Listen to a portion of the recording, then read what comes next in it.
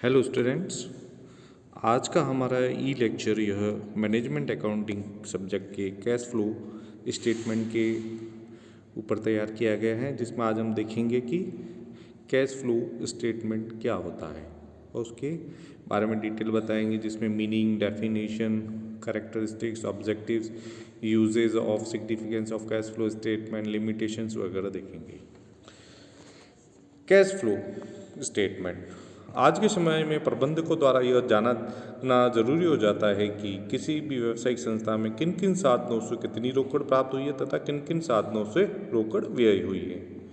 Fund flow statement में रोकड़ के साथ साथ ऐसे व्यवहारों को भी शामिल किया जाता है जिनका संबंध रोकड़ से नहीं होता है। फंड फ्लो में ऐसे व्यवहारों को भी शामिल किया जाता है जिनका संबंध रोकड़ से नहीं होता है। अतः इस बात का ज्ञान नहीं हो पाता है कि रोकड़ के विभिन्न स्रोत क्या हैं तथा रोकड़ के इन स्रोतों को व्यवसाय में किस प्रकार प्रयोग किया गया है।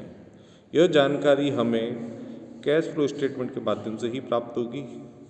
इस प्रकार कैश फ्लो स्टेटमेंट एक निश्चित अवधि में किसी व्यवसाय द्वारा रोकड़ प्राप्ति और भुगतानों की जानकारी प्रदान करता है। फिर इसके बारे में हम देखते हैं कि रोकड़ प्रवाह विवरण किसी भी व्यावसायिक संस्थान के लेखांकन अवधि में रोकड़ के विभिन्न स्रोतों और प्रयोगों को दर्शाता है। यह विवरण हमें यह बताता है कि व्यवसाय में किन किन सोर्सेज से रोकड़ प्राप्त हुई है और किन किन सोर्सेज पे खर्च की गई, किन किन मदों पर खर्च की गई है। अकाउंटिंग स्टैंडर्ड 3 के अनुसार रोकड़ प्रवाह विवरण हेतु कैश फ्लो स्टेटमेंट के लिए रोकड़ से आशय लिया जाता है। उसमें cash in hand, demand deposit in bank में जमा, कैश इक्विवेलेंट्स, रोकड़ तुल्य शामिल हैं।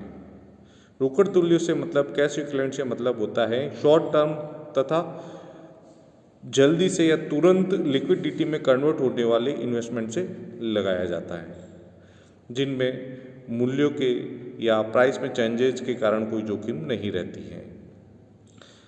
भारत के institute of cost and works accountants के अनुसार रोकड़ प्रवाह विवरण किसी दी हुई अवधि में रोकड़ की आवश्यकताओं के निर्धारण तथा उनकी पर्याप्त व्यवस्था बनाए रखने के उद्देश्य से विभिन्न शीर्षकों के अंतर्गत रोकड़ के स्रोतों एवं उन उपयोग से बनाया गया रोकड़ प्रवाह विवरण होता है।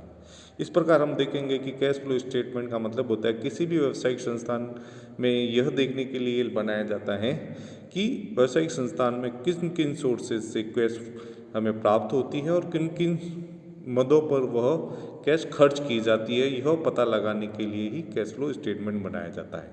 जबकि फंड फ्लो स्टेटमेंट में कैश के अलावा भी कुछ मदें शामिल की जाती है, इस कारण उसमें ये कैश के बारे में क्लियर पता नहीं चल पाता है, इसलिए कैश फ्लो स्टेटमेंट बना के इन चीज़ों का पता लगाया जाता है। फिर नेक्स्ट आता है elements of characteristic of cash flow statement, रोकड़ प्रवाह विवरण के तत्व तथा विशेषताएं। रोकड़ प्रवाह विवरण fund flow statement cash fund के आधार पर तैयार किया जाता है। पहली विशेषता है इसकी, इस स्टेटमेंट में फंड सोर्सेज से आशय इसमें हम शामिल करेंगे cash in hand, demand in deposit in bank और कैश इक्विवेलेंट। और इसमें तुरंत तरल योग्य संपत्तियां जो होती है, इसका मतलब होता है अल्पकालीन तथा तुरंत बेचने योग्य या तरल होने योग्य विनियोगों से लिया जाता है।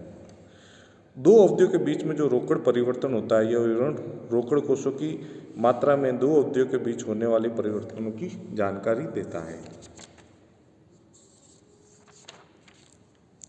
फिर आता है ऑब्जेक्टिव। फंड फ्लो स्टेटमेंट बनाने के उद्देश्य क्या हो सकते हैं। Objective of cash flow statement,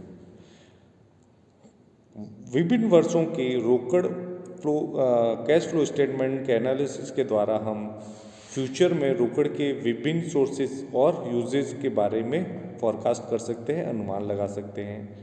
fund flow statement द्वारा फाइनेंशियल पॉलिसीज के निर्धारण और उसमें कोऑर्डिनेशन स्थापित करने के लिए हमें हेल्प मिलती है।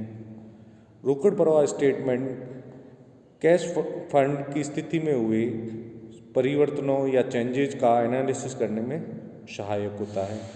फंड फ्लो स्टेटमेंट द्वारा हम बजट के मौलिक पूर्वानुमान का कैश फ्लो के वास्तविक परिणामों से तुलना की जा सकती है और फाइनेंशियल कंट्रोल में हमारे लिए मदद मिलती है।